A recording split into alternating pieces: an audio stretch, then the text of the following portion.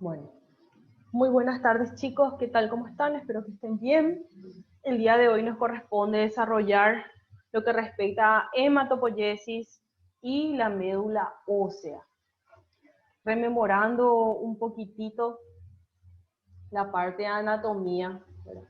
Podemos decir que la médula ósea generalmente se encuentra en el centro de lo que serían los huesos esponjosos, ¿verdad? En el centro mismo, ¿verdad? Si se pueden dar cuenta, tenemos una gran afluencia de lo que son los vasos sanguíneos, ¿verdad? Allí nosotros tenemos lo que serían las células madre, ¿verdad? Que son súper importantes para la generación y posteriormente crecimiento y maduración de lo que serían los diferentes grupos celulares que tenemos a nivel sanguíneo. Acá volvemos a recordar.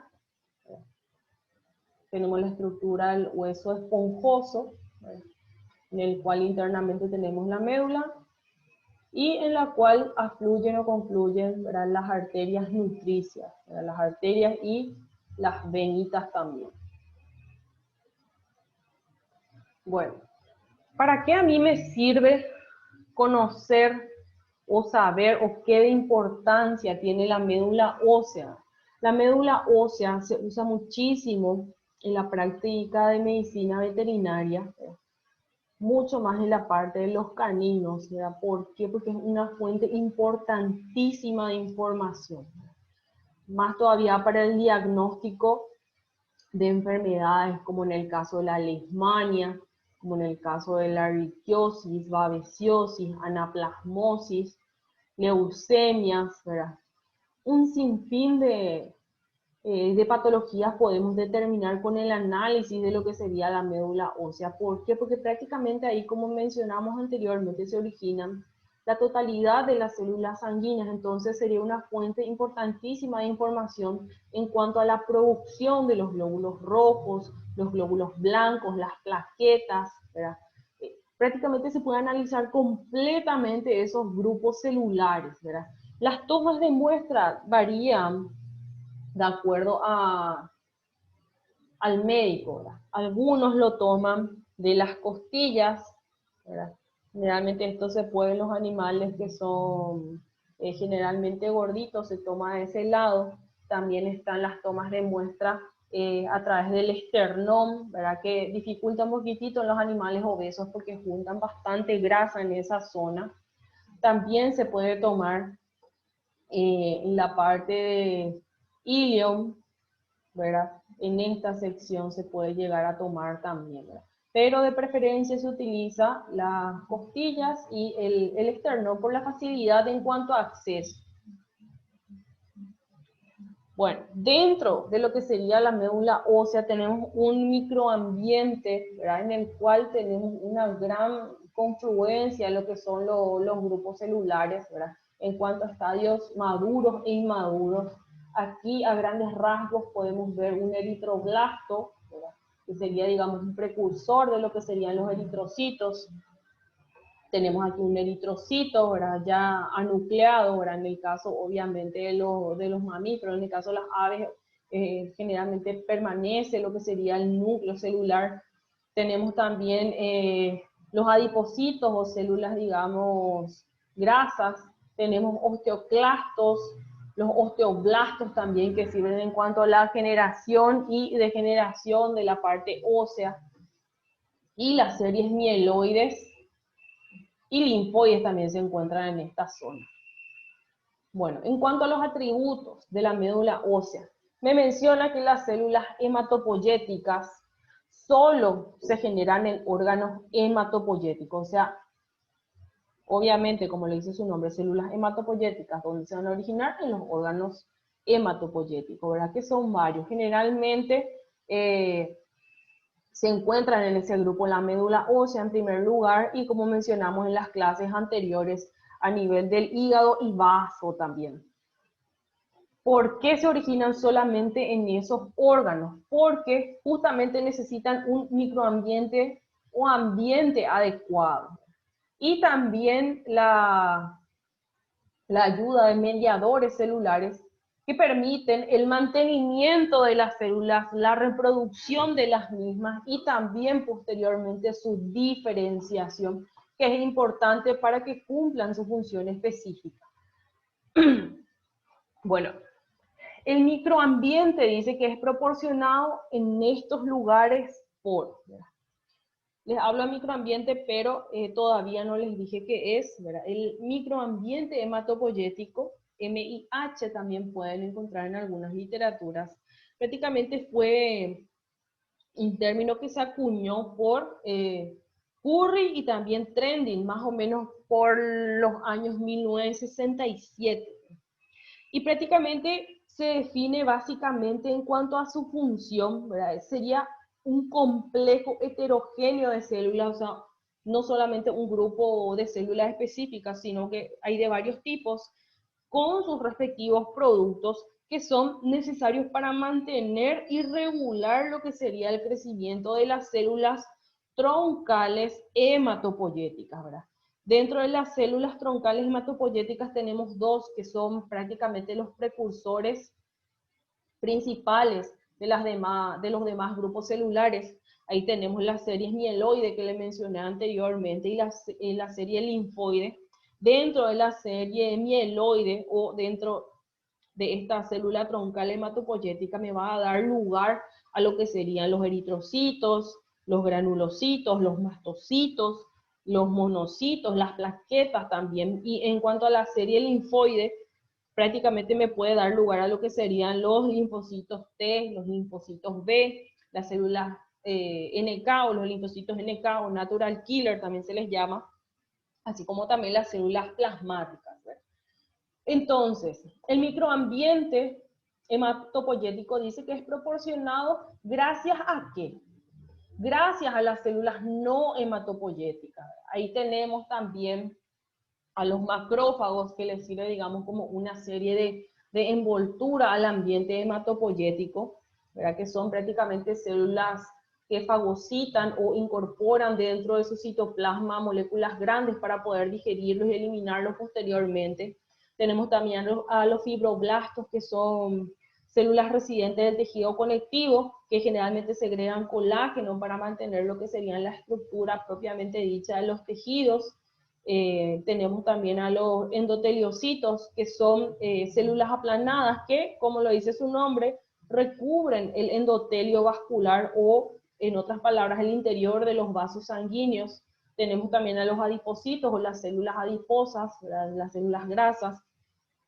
Tenemos también a los linfocitos, que son una parte importantísima del sistema inmunológico. Dentro de los linfocitos, vuelvo a repetir que tenemos los linfocitos T y los linfocitos B. Los linfocitos T prácticamente producen anticuerpos y los linfocitos C son prácticamente los que combaten directamente y son los que producen las citoquinas, que son prácticamente sustancias que nos ayudan a activar otros componentes del sistema inmunológico. También ayudan a conformar lo que sería el microambiente hematopoyético, la matriz extracelular, que está compuesta prácticamente de fibras de colágeno, ¿verdad? El colágeno, rememorando un poquitito, es una proteína principal de lo que sería el tejido conectivo, ayuda justamente a mantener la elasticidad de ciertas estructuras. Tenemos también a la reticulina, también denominadas fibras reticulares, ¿verdad? Que están en la matriz intracelular, preferentemente los tejidos conectivos, y está formado por lo que sería el colágeno de tipo 3. Forma prácticamente un entramado, o sea, como una red que ayuda como soporte a algunos tejidos blandos. Tenemos también a las proteínas adhesivas. Ahí tenemos a la laminina, que es un tipo de glucoproteínas que conforman específicamente la lámina basal, o digamos la base de las otras células. Tenemos también a los proteoglicanos, que son, digamos, proteínas unidas a azúcares. Tenemos a la fibronectina, que es una glucoproteína o glicoproteína adhesiva, ¿verdad? Que está presente generalmente en plasma y también en matriz extracelular.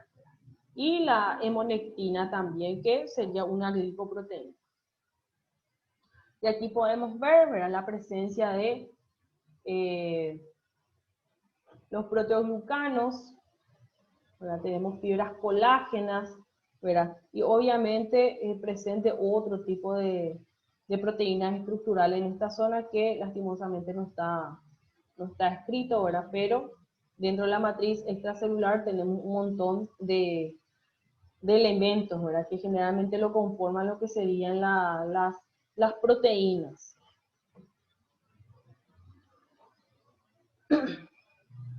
Bueno, después me habla de las condiciones que hacen que la médula ósea sea el lugar óptimo para anidamiento, proliferación y diferenciación de las células hematopoyéticas. O sea, ¿por qué la médula ósea es especial para que ocurra el proceso desde el nacimiento hasta la diferenciación de lo que serían las células hematopoyéticas? Porque tiene una arquitectura esencial que está, como vimos anteriormente, establecida por células y proteínas estructurales, así como también los productos de secreción de las mismas que le mantienen de cierta forma aislado, protegido de los demás. También posee una delimitación de nichos para lo que sería el tejido hemopoyético, ¿verdad? Que prácticamente esta delimitación está creada por lo que serían las células vecinas, que no están implicadas obviamente en la hematopoiesis, que se fijan los receptores de anclaje a la parte medular y situado muy cerca de los vasos sanguíneos que se encuentran en la médula ósea, obviamente para permitir de cierta forma que estas células que ya se producen, o estas células hematopoyéticas vayan justamente hacia ese canal para dispersarse a través del árbol circulatorio. También permite o posee un obstáculo físico selectivo, dice, porque esta barrera en condiciones normales solo la atraviesan las células sanguíneas maduras, o sea, para salir de justamente la sección donde se originan las células hematopoyéticas, ¿verdad? Tienen que ser células maduras. Generalmente las células inmaduras no salen, no llegan hasta la matriz extracelular, ¿verdad? Sino que se mantienen internamente hasta generar su maduración, ¿verdad? En el caso que se encuentran células inmaduras en sangre periférica, ¿verdad? Generalmente se debe a ciertas patologías, ¿verdad? Acá menciona, como en el caso de los oncocitos, dice, de la médula ósea, colonización de los mismos en esta, ¿verdad? Ocasiona las células, o la salida, mejor dicho, de las células inmaduras a la sangre periférica. Los oncocitos son prácticamente células epiteliales grandes que están a nivel citoplasmático, son eosinófilas, o sea, tienen una coloración roja, ¿verdad? Es granular, o sea, posee gránulos, que generalmente es originado por la metaplasia o la transformación, dicho en otras palabras, de las células parenquimatosas más pequeñas, ¿verdad? O sea, prácticamente es como que rompen esta barrera y de esa forma salen las células inmaduras hacia la periferia. En cuanto a las células responsables de mantener la hematopoiesis, dice, las células madre pluripotentes troncales, o con las siglas CHTP, ¿verdad? Son las que mantienen la producción de células sanguíneas durante toda la vida. O sea, ¿quiénes me dan lugar a los diferentes grupos celulares? Las células madre, pluripotentes troncales, se le dice también células madre, pluripotentes totipotenciales, ¿verdad? Diferentes denominaciones de acuerdo a la literatura. ¿Qué hacen o qué actividad realizan estas células madre? Estas pueden autorrenovarse, o sea, se pueden regenerar, pueden proliferar y diferenciarse también en otro tipo de progenitoras comprometidas hacia una línea celular sanguínea específica. Esta diferenciación es al azar. ¿A qué me refiero con esto? ¿Verdad? La célula madre, como lo dice su nombre, es justamente una progenitora, ¿verdad? Pero que me puede dar lugar otra vez, vamos a decir entre comillas, como otro tipo de progenitoras, ¿verdad? Esta célula madre entonces me dio lugar a otras madres, las cuales pueden llegar a pasar por diferentes estadios de diferenciación hasta llegar a ser lo que sería la célula totalmente madura. y va a tener diferentes nombres dependiendo de la diferenciación a la cual se encaminó, ¿verdad? Entonces, como dijimos anteriormente, la célula madre se puede replicar a sí misma o prácticamente se puede llegar a diferenciar en los diferentes tipos celulares. Las células madre son escasas, prácticamente son solamente un 2% de las células que se encuentran dentro de la médula, pero a partir de ellas se originan todas las estirpes celulares sanguíneas. Son pequeñas, con un único núcleo, e imposible de distinguirlas con el microscopio. Pero ¿cómo vamos a identificar entonces a las células madre dentro de lo que sería mi médula ósea? Justamente estas células tienen una proteína específica a nivel de la membrana, en este caso denominado CD34, que justamente es lo que, o la presencia de esta proteína es lo que determina, digamos, la presencia de la célula madre. Las células madre de la médula ósea puestas en la sangre se distribuyen por todo el organismo, pero solo a su paso por la médula ósea encuentran los puntos de unión necesarios para asentarse y poblar en cuantía suficiente. En sangre periférica se encuentran en escasa cantidad, pero su número aumenta con el uso de factores de crecimiento hematopoyéticos o luego de tratamiento de quimioterapia. O sea, las células madre de cierta forma se pueden encontrar en todo el organismo, pero como dijimos, en la médula ósea se tiene el microambiente perfecto para la proliferación de las mismas. Por eso justamente en la médula ósea voy a encontrar una mayor cantidad de estas células, digo bien, pero no así, también puedo encontrarlas a nivel de sangre periférica, ¿verdad? ¿Cómo puedo encontrar más cantidad de células madre a nivel de sangre periférica? En caso de que utilice justamente factores estimuladores de la formación de células hematopoyéticas, ¿verdad? En el caso, por ejemplo, de los eritrocitos, que se usa eritropoyetina, ¿verdad? Algo que estimula la formación de las mismas, o también en cuanto a tratamiento de quimioterapia. ¿Por qué? Porque justamente con la quimioterapia generalmente hay una muerte masiva de células cancerígenas y células sanas. Entonces, el organismo tratando de regular nuevamente la cantidad y funcionalidad de lo que realizaban las células, vuelve nuevamente a producir gran cantidad de células madre para dar lugar posteriormente a las células eliminadas con ese tipo de tratamiento. Bueno, en lo que respecta a la eritropoyesis, eritro de eritrocitos, poyesis, formación, origen. Entonces podemos decir que en este caso es el proceso de formación de la serie roja de las células de la sangre. Hematopoiesis es la generación de todas las células sanguíneas. Hematopoiesis, hema de sangre. Eritropoiesis, específicamente eritrocitos, se le dice también hematíes o glóbulos rojos. ¿Dónde ocurre? A nivel de médula ósea, a partir, obviamente, de las células madre totipotentes pluripotenciales que se diferenciaron hacia una línea específica de desarrollo que se denomina serie eritroide. Todos los eritrocitos que circulan en la sangre, ¿verdad?, tras una vida media que es de aproximadamente 120 días, son retirados, ¿verdad?, porque ya están envejecidos y se eliminan a nivel del vaso. Se dice también que el vaso es el cementerio de los glóbulos rojos. Las células madre dan lugar a las progenitoras de eritrocitos, luego a las unidades formadoras de colonias, CFU, se denomina también, o sea, la célula madre da lugar a progenitoras. Las progenitoras se vuelven a dividir, dando lugar a diferentes colonias, denominadas unidades formadoras de colonias, y tiene otra vez una letra dependiendo de qué línea o qué colonia me va a formar. Y ahí tenemos dos líneas sucesivas. La serie mieloide, que dijimos que da lugar a los eritrocitos, granulocitos, monocitos, mastocitos, plaquetas, y la serie linfoide, ¿verdad?, que nos da los linfocitos B y T, así como las células plasmáticas y las natural killer. Al madurar, dice, estas células alcanzan funciones especializadas y al mismo tiempo pierden su capacidad de proliferación. O sea, cuando la célula ya llega a ser totalmente madura, pierde esa capacidad de mitosis y nos vuelven a dar lugar a otro tipo de grupos celulares.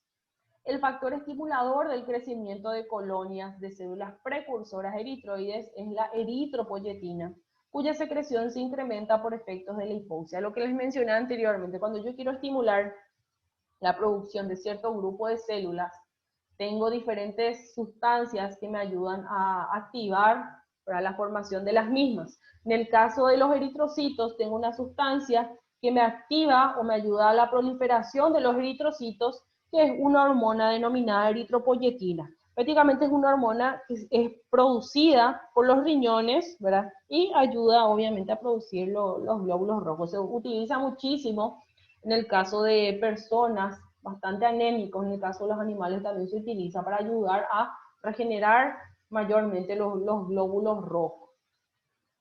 ¿Y por qué aumenta? Obviamente en caso de hipoxia, porque cuando hay hipoxia generalmente no tenemos un buen anclaje del oxígeno a los glóbulos rojos, o obviamente a veces no hay, digamos, bastantes glóbulos rojos para llegar a anclarse el oxígeno. Entonces necesito un factor que me ayuda a estimular la producción de los glóbulos rojos para posteriormente mayor anclaje, lo que serían las moléculas de oxígeno.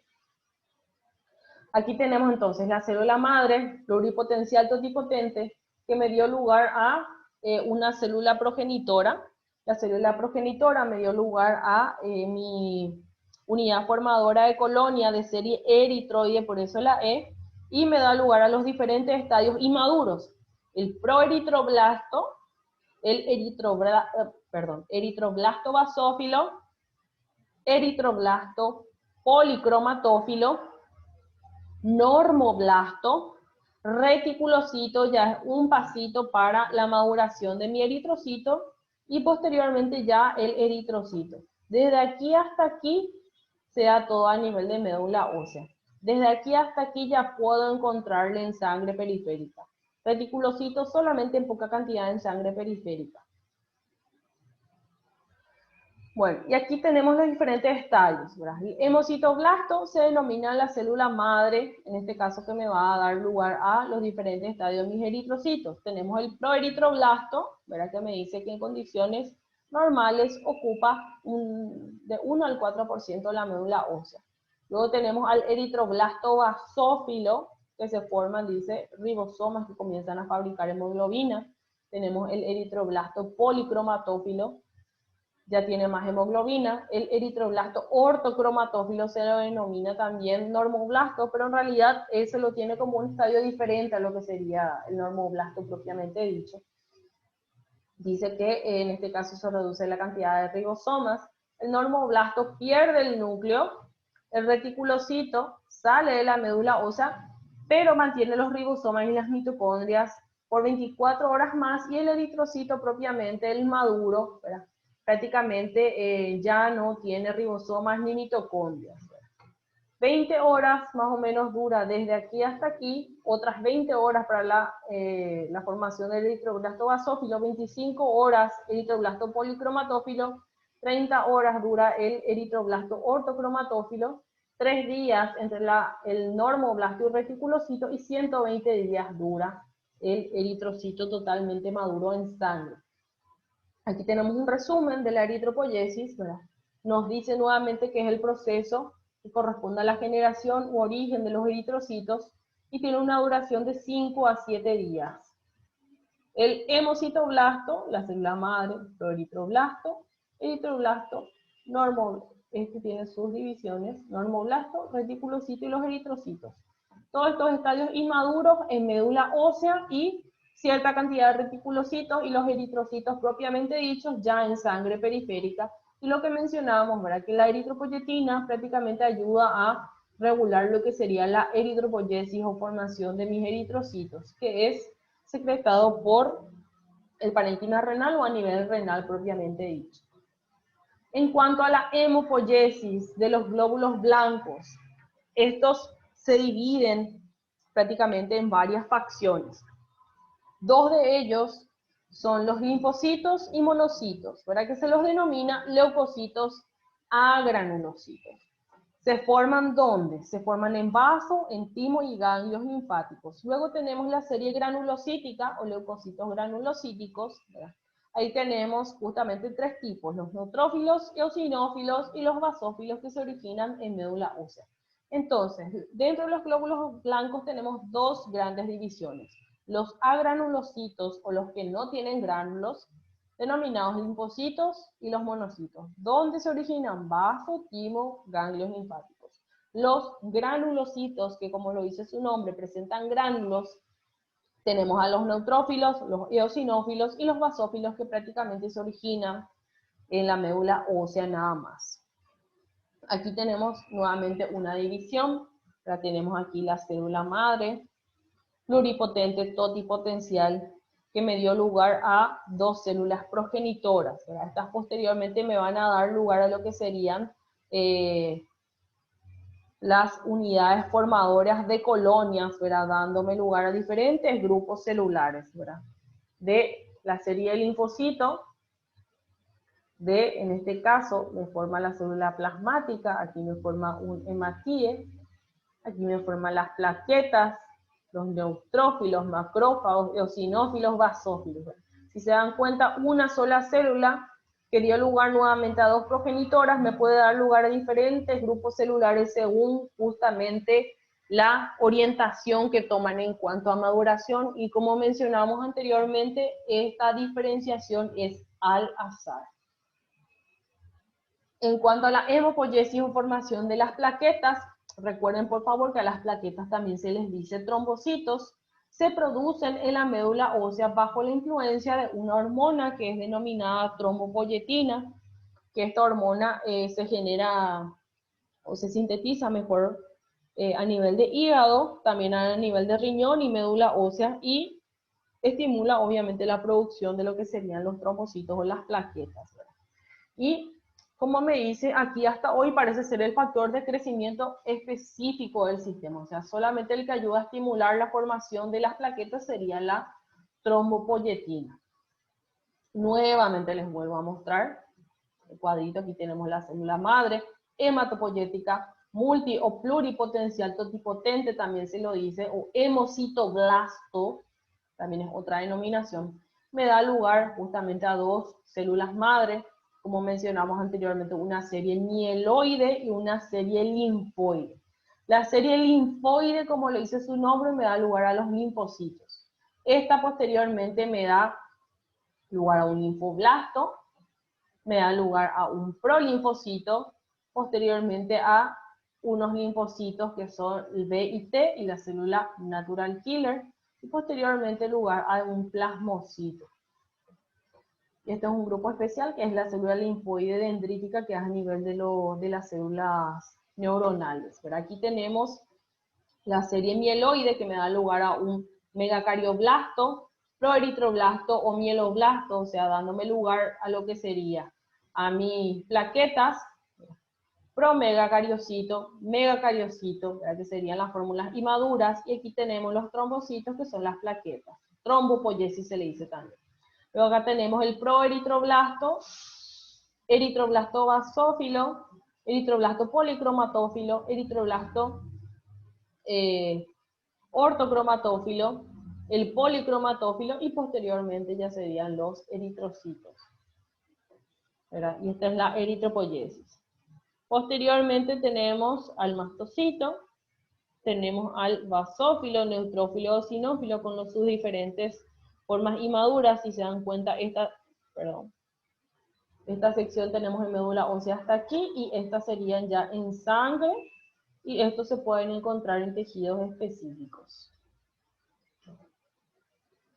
En cuanto al origen de los componentes del plasma, me dice que tienen como fuente, o sea, las sustancias que se encuentran dentro del plasma se originan o tienen lugar de diferentes órganos. Por ejemplo, me dice que el hígado es responsable de síntesis de proteína, como en el caso de la albúmina, que es una proteína importantísima en cuanto a transporte, digamos, de ciertos fármacos, también ciertas hormonas, ¿verdad?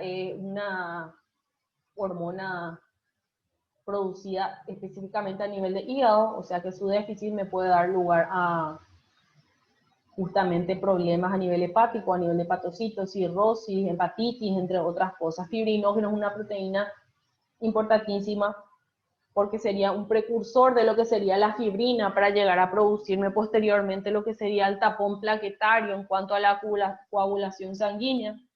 También me menciona las glándulas endocrinas que secretan hormonas transportadas por el plasma. Tenemos a los linfocitos, células plasmáticas que sintetizan proteínas. También tenemos ahí a los electrolitos más importantes como sodio, potasio, calcio. Prácticamente dentro del plasma tenemos un montón de estructuras y elementos que conforman estas sustancias.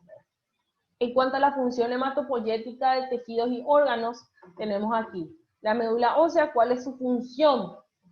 Forma los glóbulos rojos, forma las plaquetas y forma también la hemoglobina. Bastante importante, que viene de la mano de los eritrocitos en cuanto a la transmisión o transporte de lo que sería el oxígeno, ¿verdad? También almacena hierro, que viene de la mano también de la hemoglobina y los eritrocitos.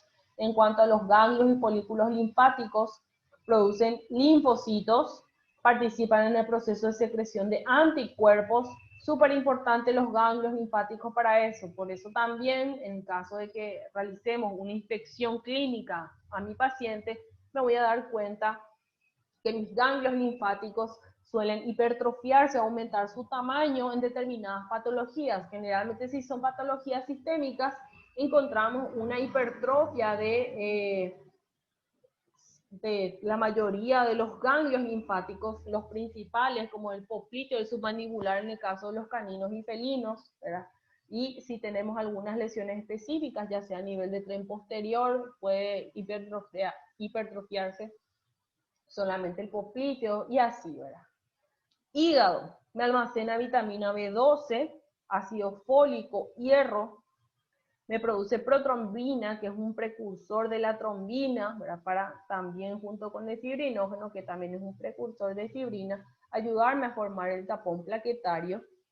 Y también, que mencionamos también en la clase pasada, que el hígado conserva su capacidad de hematopoiesis, que se dio ya a nivel embrionario.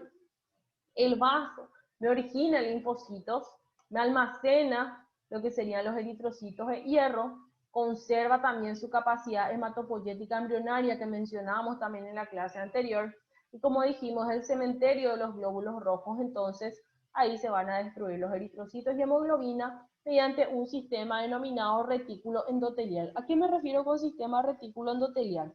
Hoy actualmente ya no se utiliza esta denominación, sino más bien se lo denomina sistema fagocítico mononuclear, porque en este incluye prácticamente todas las células derivadas de los precursores monocíticos de la médula ósea. Monocitos de sangre periférica, también macrófagos de diferentes órganos y tejidos. Generalmente los monocitos afluyen o se incrementan en lo que serían las infecciones graves. Tenemos también el estómago, que secreta ácido clorhídrico para separación de hierro de las moléculas orgánicas complejas.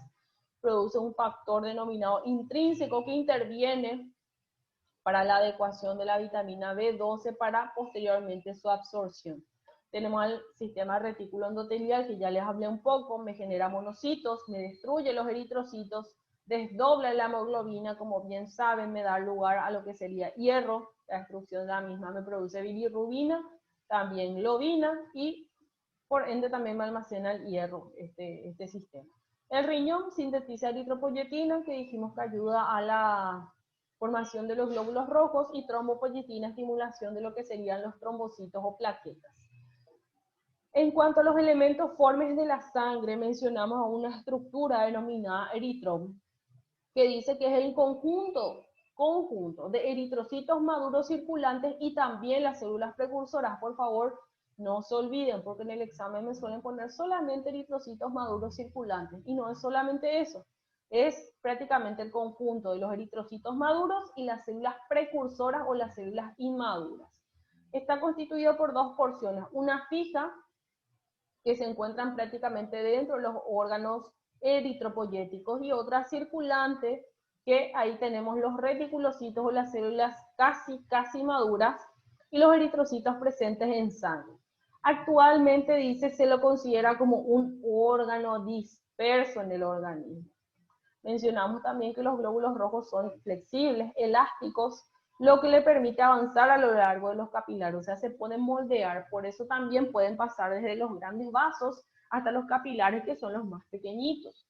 Están formados los glóbulos rojos por agua, mayoritariamente entre un 60-70%, por hemoglobina, que es una proteína, una hemoproteína o cromoproteína importantísima para la transmisión de lo que sería el oxígeno a nivel de la sangre y células, y también una matriz de sustancias orgánicas e inorgánicas. Aquí podemos ver el eritrocito, comúnmente como lo conocemos, así se ve frontalmente y lateralmente tiene como una forma como de una guitarra, ¿verdad?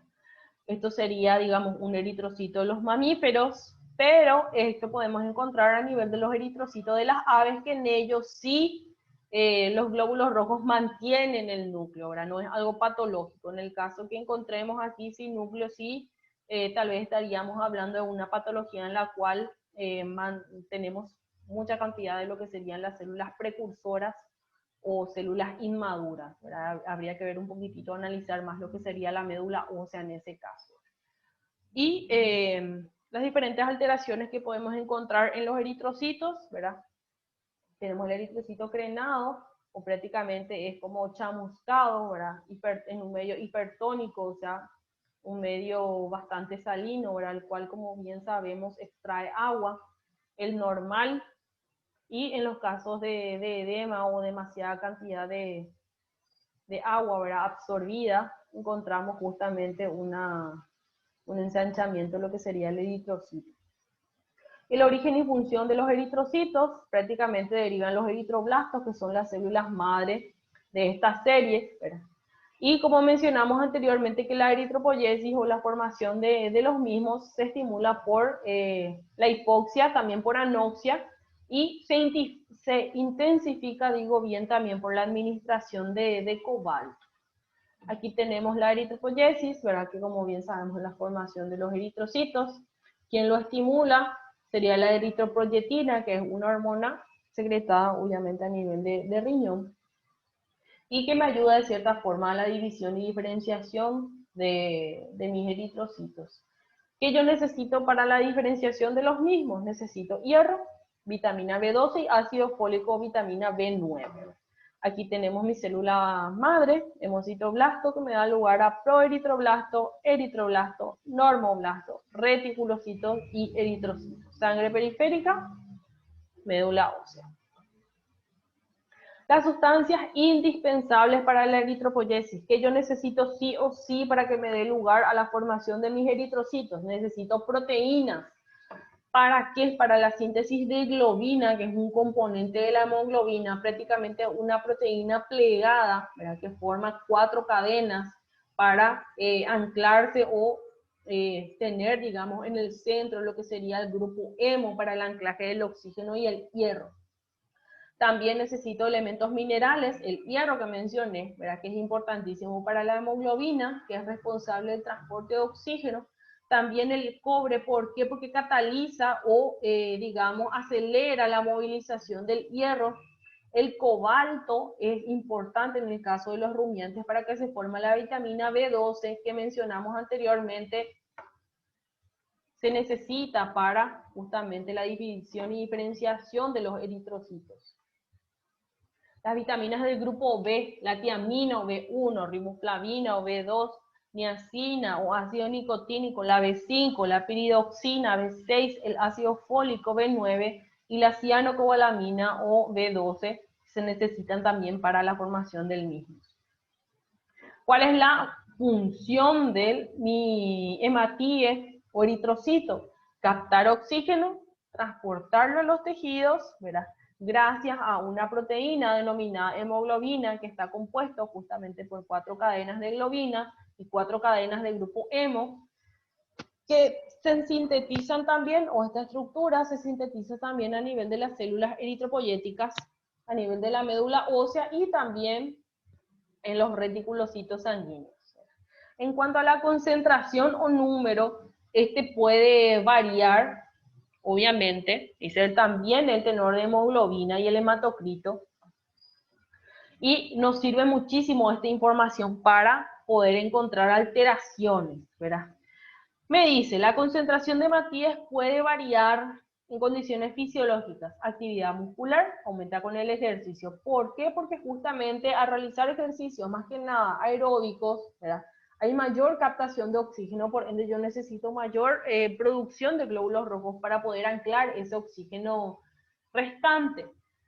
En machos también hay mayor cantidad, no está muy bien establecido el por qué, pero se dice que es por la capacidad pulmonar en el caso de los machos, que es mayor generalmente al de las hembras. La altura, grandes altitudes intensifican la eritropoyesis, ¿verdad? ¿Por qué? Porque justamente al haber más altura, ahí aumenta la presión y por ende hay menor captación de oxígeno, ¿verdad? Se produce la hipoxia. Si nosotros, por ejemplo, nos vamos a Bolivia, ¿verdad?, generalmente nos cuesta más respirar y movilizarnos, entonces el cuerpo, en el caso que obviamente nos mantengamos mucho tiempo ahí, va a pasar por proceso de adaptación y posteriormente, ¿verdad?, podemos llegar a observar un aumento de lo que serían los glóbulos rojos. La edad, los adultos tienen mayor concentración. La preñez, esto también ya vimos en las clases anteriores, se da justamente una situación que se denomina hemodilución, que es nada más un aumento de la volemia, ¿verdad? Pero en este caso se tiene menor número de glóbulos rojos y aumenta el nivel del plasma. Esto es normal en lo que sería en preñez. Si encontramos obviamente en un animal que no está con preñez ni nada, sí estamos hablando de un proceso patológico en el cual tal vez encontremos lisis o destrucción de los glóbulos rojos que podría darse por cuadros de hemoparásitos o leucemias. Especie, dice, que obviamente es la diferencia más grande que encontramos en los animales, ¿verdad? Hay diferencias catastróficas entre lo que sería hemoglobina, hematocrito, glóbulos rojos y demás, entre un equino, entre un canino, bovino, ¿verdad? Hay demasiadas diferenciaciones. Aquí podemos ver aproximadamente el número de eritrocitos en sangre, que se mide en millones por milímetro cúbico. Por ejemplo, tenemos el gato, este sería un límite superior, ¿verdad? Si es que tomamos en referencia a algún estudio sanguíneo, sería más o menos 8 millones de eritrocitos por milímetro cúbico de sangre significa, y puede ser entre 6,5 a 9. Podemos ver, por ejemplo, aquí la cabra tiene 14 millones luego por milímetro cúbico, bastante diferente. El ganso, 3 millones por milímetro cúbico. Si se dan cuenta, hay diferentes tipos de oscilaciones, ¿verdad? Obviamente es difícil memorizar esto, pero es bueno conocer. En cuanto a los pigmentos hemáticos, mencionamos uno importantísimo que sería la hemoglobina, ¿verdad?, el cual la principal función del eritrocito, dice, se vincula a su contenido cromoproteico o hemoproteico, el cual es la hemoglobina, que constituye 35% de su peso. Dice que es el pigmento especial sanguíneo más importante y su misión es el transporte de oxígeno desde los pulmones o branquias a las células del organismo. Entonces la hemoglobina es una cromoproteína o un pigmento hemático, ¿verdad?, súper importante a nivel de lo que serían los animales pulmonados y los que poseen branquias. ¿Por qué? Porque justamente dentro de la misma se encuentran 4 cadenitas de globinas, alfa y beta, y tenemos también en el centro los grupos hemo, al cual se ancla generalmente las moléculas de oxígeno y también el hierro. También, obviamente, dentro de la hemoglobina se capta lo que sería el dióxido de carbono para enviar de vuelta a los pulmones y que se pueda eliminar por fuera del cuerpo. Dice que tiene una propiedad de combinarse fácil, irreversiblemente con el oxígeno y está presente en casi todos los animales, excepto en los inferiores. Cuando está saturada de oxígeno, o sea, cuando la hemoglobina tiene oxígeno o se ancla el oxígeno a la misma, se llama oxihemoglobina. Y se escribe así, hemoglobina Hb, oxígeno 2. Lo transporta de esta forma y después de liberarlo en los tejidos, o sea, tiene que llevar ese oxígeno a los tejidos que necesitan, cede el oxígeno, ¿verdad? Y revierte la acción, ¿cómo? Recogiendo el dióxido de carbono de desecho de esa célula. Cuando esa hemoglobina acarrea lo que sería el dióxido de carbono, se denomina carbaaminohemoglobina. Sería HbCO2. ¿Hasta dónde? Hasta los pulmones para que se pueda expirar. No expirar, expirar es vencimiento, expirar. Es una proteína conjugada, nitrogenada, derivado de una proteína, específicamente una ferroprotoporfirina, que está compuesta de 4 cadenas de globina y 4 grupos hemo, que ya vimos hace rato. La hemoglobina de los mamíferos presenta estas particularidades. Puede transportar 20 veces su volumen en oxígeno. La combinación de hemoglobina con oxígeno es reversible. Y para que la hemoglobina transporte oxígeno y pueda cederlo, el hierro se debe encontrar, dice, en su forma bivalente o ferrosa. O sea, tiene que estar en forma de... en osa terminada, en forma bivalente. Para que la reacción que se dé en esas dos moléculas se denomine oxigenación. En el caso que se ancla la forma trivalente, denominado hierro férrico, ocurre lo contrario, no se produce una oxigenación, se produce una oxidación. Y el compuesto que forma, en este caso, la hemoglobina con hierro férrico, se denomina metahemoglobina, el cual no es capaz de captar y transportar el oxígeno. El hierro de la hemoglobina sufre, dice, este proceso de oxidación normalmente, o sea, generalmente pasa o se vuelve más ácido, pero puede volver a su estado original, la reducción por acción justamente de la metahemoglobina reductasa, que es una enzima.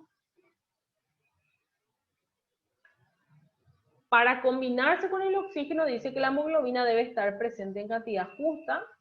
Esta cuantía depende del hierro del organismo, y la carencia del hierro me conduce a la anemia, que es algo, como bien sabemos. Se puede combinar con dióxido de carbono, o sea, la hemoglobina cuando se combina con dióxido de carbono ya mencionamos que se denomina carbaminohemoglobina, y esta unión se realiza con la globina. Puede combinarse con monóxido de carbono, monóxido, no dióxido de carbono, con monóxido de carbono, enlace que se realiza con el hierro de la molécula, y ahí se lo denomina carboxihemoglobina. Es transitoriamente irreversible, dice, es decir, que mientras ocurra no puede volver a unirse al oxígeno y se produce la asfixia. Tiene 200 a 300 veces más afinidad con respecto al oxígeno. Y en presencia de agua oxigenada, actúa como una peroxidasa o una enzima, ¿verdad?, que prácticamente me libera oxígeno.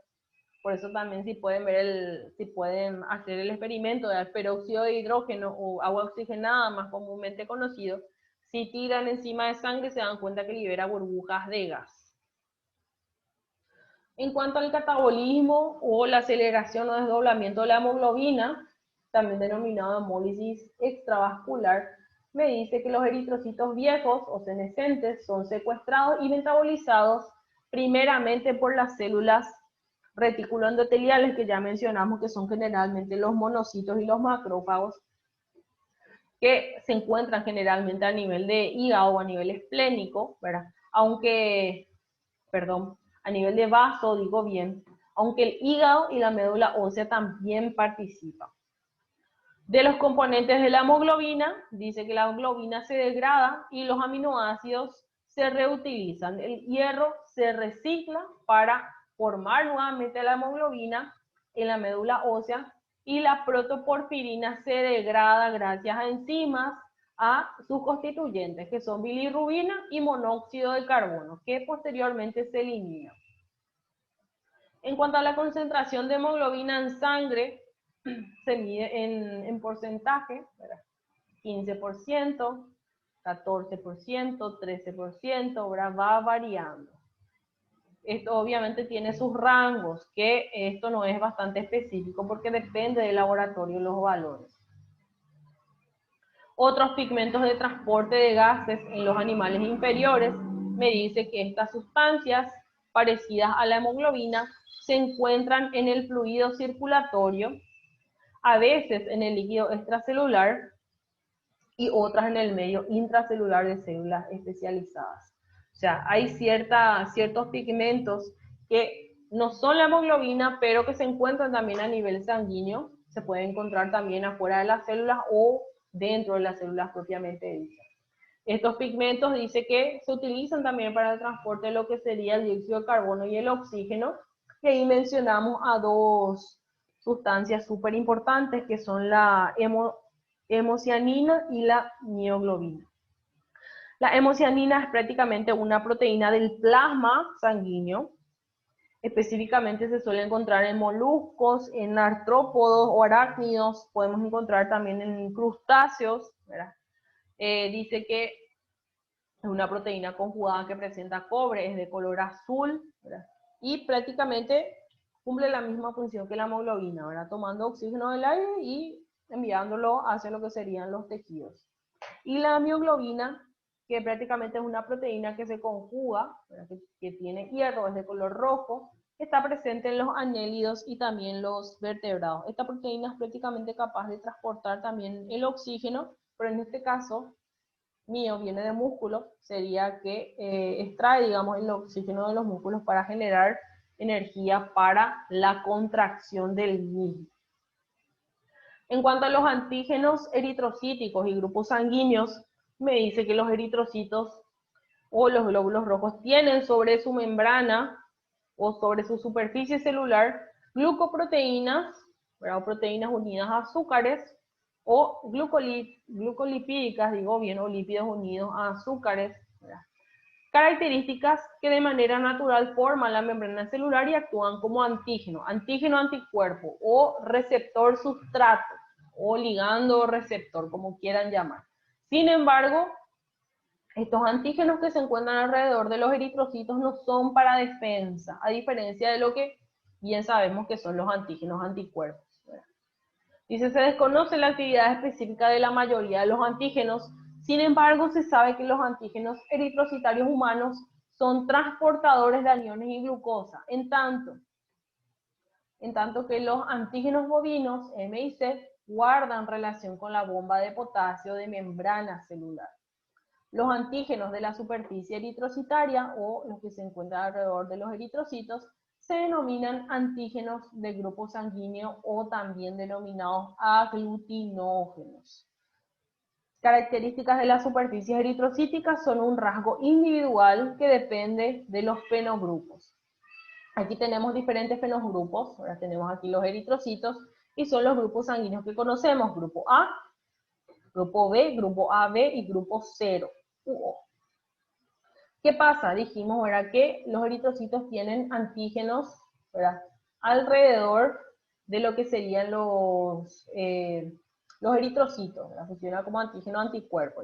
Y cada tipo de eritrocitos, dependiendo del grupo, tiene diferentes grupos de antígenos. Entonces, en este caso, ¿qué pasa? El grupo A, ¿qué va a tener? Va a tener antígeno A, ¿verdad? Y va a generar anticuerpos, o sea, me va a reaccionar en contra de ¿quién? Del grupo B.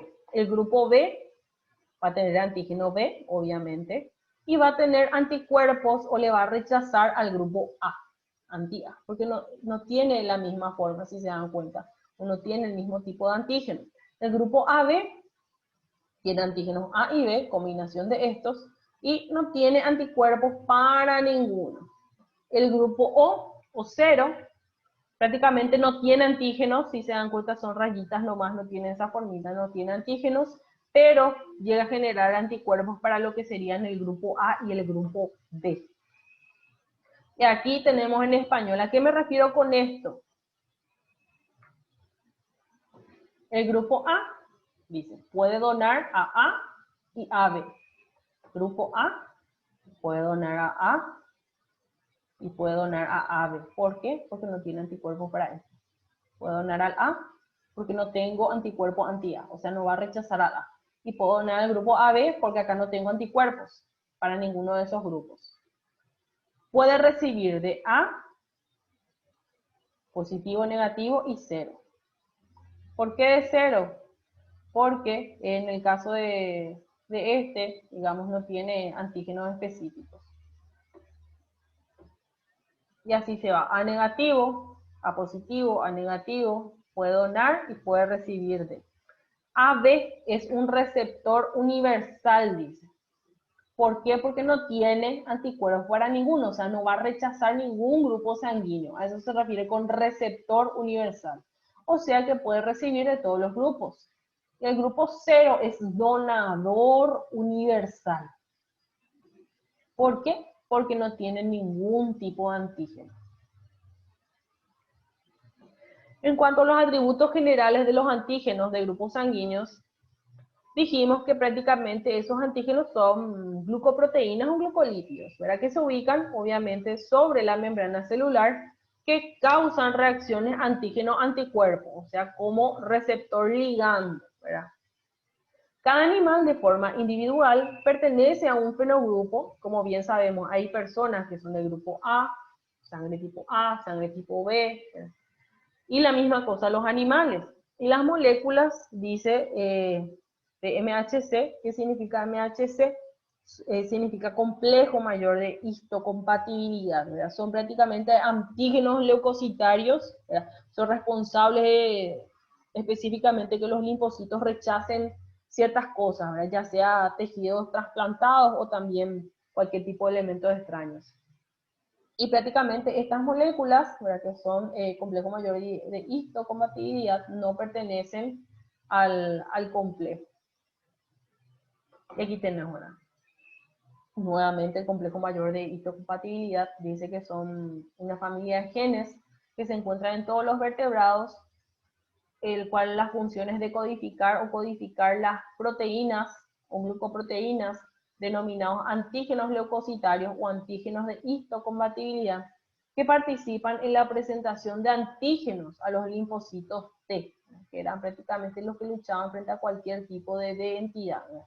Permitiendo la activación de procesos críticos en la generación de respuesta inmunitaria. O sea, puede distinguir lo propio de lo extraño, así en español, vamos a decir.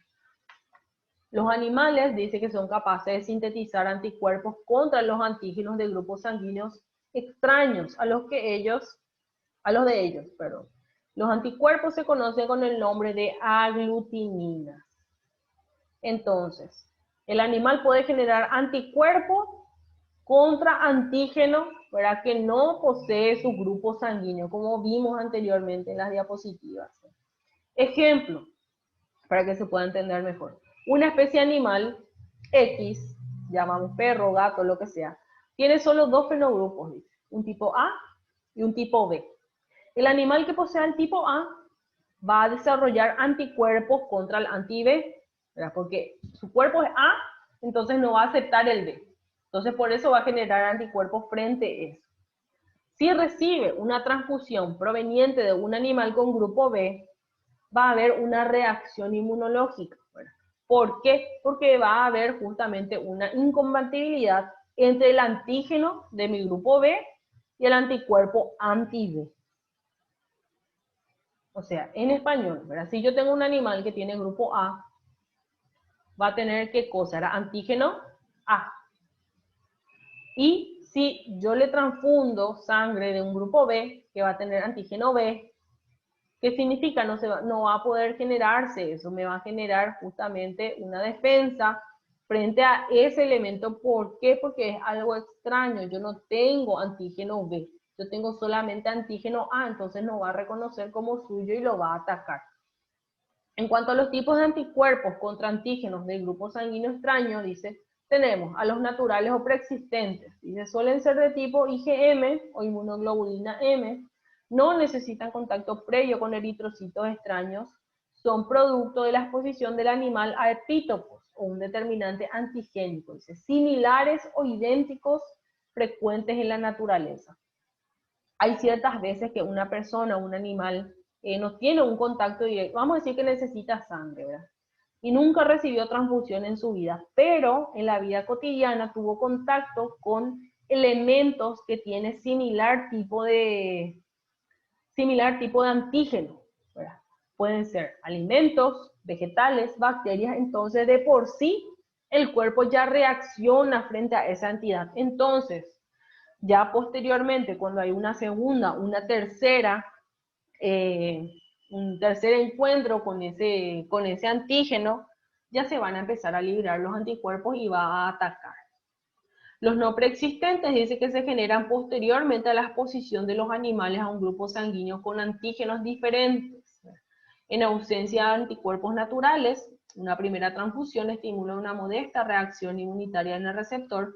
Una segunda, por su parte, origina una destrucción inmediata y masiva de los eritrocitos extraños. O sea, la primera vez que tiene contacto, esto se usa muchísimo en veterinaria, porque es difícil determinar los grupos sanguíneos en los animales, o sea, no tenemos un banco, una forma de determinar qué grupo sanguíneo tienen nuestros animales, ¿verdad? Acá al menos, hay en otros países, acá no lo tenemos, ¿verdad? Entonces es difícil saber qué grupo es de cada animal para poder hacer transfusión en los casos que se necesite. Entonces, si es la primera transfusión, sin problema. ¿Por qué? Porque en ese caso va a haber un primer contacto recién con los antígenos de los eritrocitos del receptor, entonces va a generar una leve reacción inmunitaria, pero ya va a generar anticuerpos frente a ese antígeno. Entonces, ¿qué pasa? Frente a la segunda exposición ya va a tener los antígenos como para poder atacar. O sea, si vuelve a hacer una segunda transfusión y es del mismo grupo sanguíneo que puse anteriormente, que no era un antígeno compatible, entonces va a reaccionar drásticamente mi organismo tratando de eliminar ese elemento extraño. En caso de transfusión de un animal donador con un grupo sanguíneo diferente al receptor, los anticuerpos se combinan con los eritrocitos exógenos y pueden ocasionar reacciones post-transfusionales.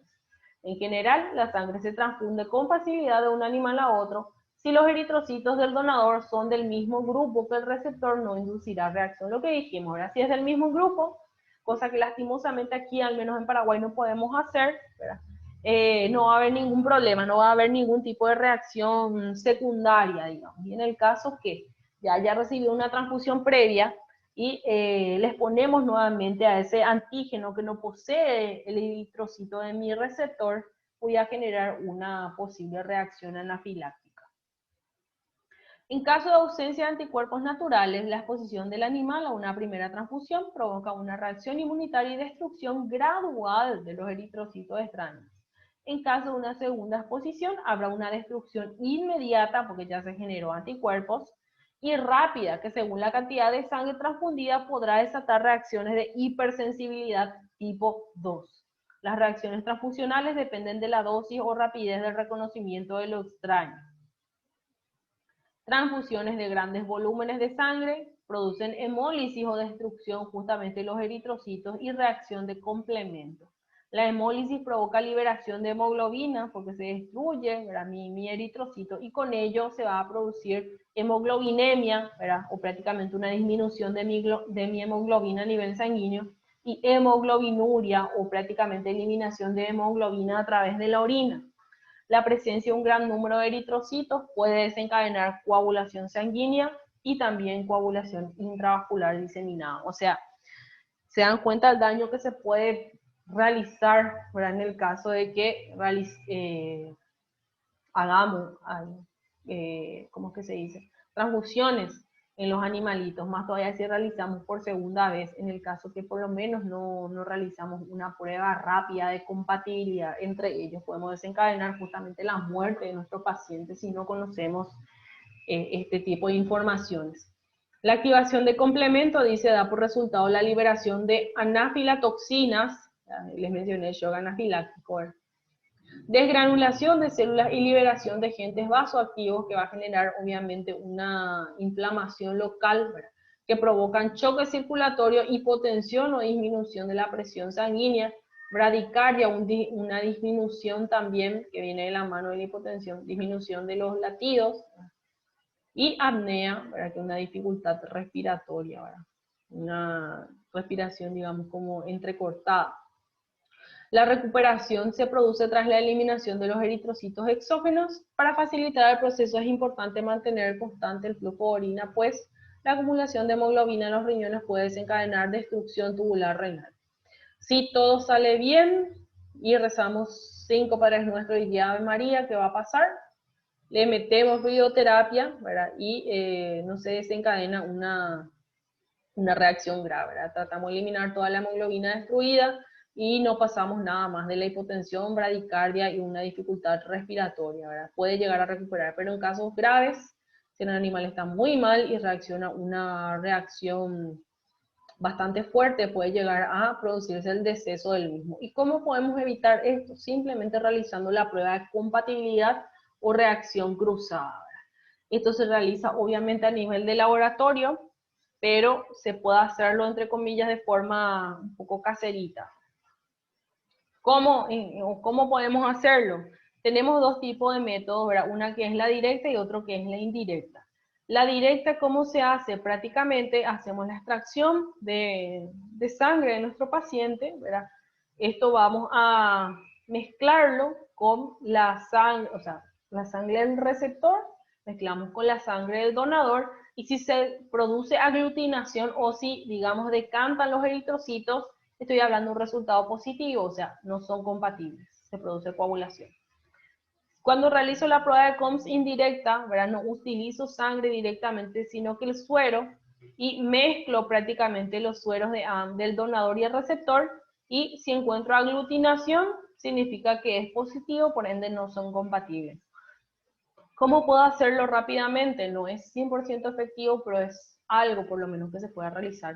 Puedo extraer una gota de sangre del donador y una gota de sangre del receptor. Lo pongo en un portaobjeto y pasado un tiempito, si es que eso no llega a coagular, no se forma un coágulo, significa que de cierta forma son compatibles. Si es que mezclo esos elementos y al rato me genera un coágulo sanguíneo, significa que no son compatibles y lo más probable es que me genere algún tipo de reacción anafiláctica.